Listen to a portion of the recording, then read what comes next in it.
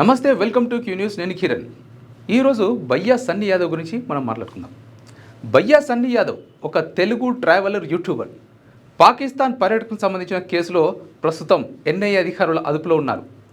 ఇక చెన్నై ఎయిర్పోర్ట్లో అతన్ని ఎన్ఐఏ బృందం అరెస్ట్ చేసిన సంగతి తెలిసిందే. మరి సన్నీ యాదవ్ ఇటీవల బైక్పై పాకిస్తాన్కు వెళ్ళి అక్కడ దాదాపు 2 నెలల పాటు పర్యటించి అందుకు సంబంధించిన వీడియోలను తన యూట్యూబ్ ఛానల్లో పోస్ట్ చేశారు.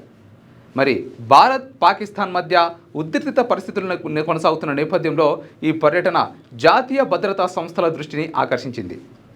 అతను పాకిస్తాన్కు 4 సార్లు వెళ్ళినట్లు దర్యాప్తులు తేలింది.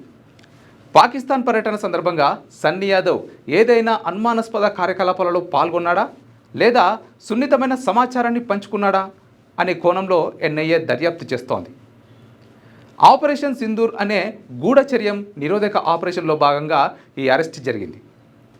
పాకిస్తాన్ పర్యటనకు ముందు సన్నీ యాదవ్ అక్రమ బెట్టింగ్ యాప్లను ప్రమోట్ చేసినందుకు ఆంధ్రప్రదేశ్ మరియు తెలంగాణలో అతనిపై పలు ఎఫ్ఐఆర్లు నమోదయ్యాయి. ఈ విషయం మనందరికీ కూడా తెలిసిన విషయమే. మరి మార్చి 5, 2025న సూర్యాపేట జిల్లా నూతన్కల్ పోలీస్ స్టేషన్లో అతనిపై ఒక కేసు నమోదైంది. అప్పట్లో అతను విదేశాల్లో ఉండగా అతని కోసం లుకౌట్ సర్క్యులర్ కూడా జారీ చేయబడింది. హర్యానాకు చెందిన యూట్యూబర్ జ్యోతి మల్హోత్రా కూడా పాకిస్తాన్కు వెళ్ళి గూఢచర్యం ఆరోపణలతో అరెస్ట్ అయిన నేపథ్యంలో సన్నీ యాదవ్కు ఆమెతో ఏమైనా సంబంధాలు ఉన్నాయా అనే కోణంలో కూడా ఎన్ఐఏ ఆరా తీస్తోంది. అతని డిజిటల్ పరికరాలను స్వాధీనం చేసుకుని ఫోరెన్సిక్ విశ్లేషణ కోసం పంపారు. అతని పర్యటన ఉద్దేశం, స్వభావంపై ఎన్ఐఏ దర్యాప్తు కొనసాగుతోంది. సన్నీ యాదవ్ తండ్రి రవీందర్ యాదవ్ను ఈ విషయంపై ఆరాధేయగా తన కొడుకు దేశభక్తుడని, ఉగ్రవాది కాదని పేర్కొంటూ అతనిని అదుపులోకి తీసుకున్న పోలీస్ ఏజెన్సీ గురించి సమాచారం లేదని, ఇక అతను కోర్టును ఆశ్రయిస్తానని తెలిపారు.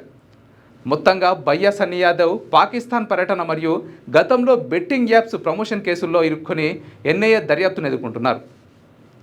అతని పర్యటనకు గల కారణాలు మరియు ఏమైనా దేశ వ్యతిరేక కార్యకలాపాలలో అతని ప్రమేయం ఉందా అనే కోణంలో ఎన్ఐఏ లోతుగా విచారిస్తోంది.